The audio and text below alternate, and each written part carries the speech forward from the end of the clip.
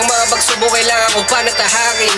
Di mo na dapat amakin, kahirapan ay wasakin. Problema ko na tinawanan kung di mo din nasa iyo, baka biglang dumating. Kahit pa paano pa rin nadinig mo na bago ka patuloy yan dumaing. Bawal agad tumagos, naranasan maapit. Ako na binilang marami pagkakamali, haharap sa salamin, sarili din nadamating. Tanong sa sarili kung paano ba lulusutan, kung paano ba to haharapin. Kahit mabigat di nagpahalata, miski paano naman ay nadadala din. Buti na lang nasa gipa ng musika, kita mo na ngayon mas napabuti pa. Baka kung di ko tinigil na huli na nakapao pa sa lupa may lapid na pinag-isipang mabuti.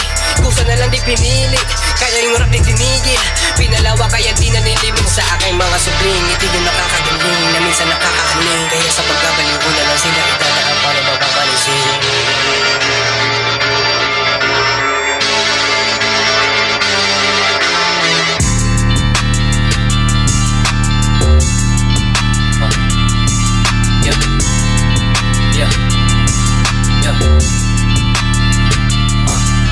Nagpakamundo imbis na magpakatao, tanging aral para sa akin ang salitang pagkatalo. Utak lang ang pagyamanin o pati pulsa magkano. Walang bayad kung papayag ka maghayag kahit paano. Matulungan na dagdagan at muling harapin.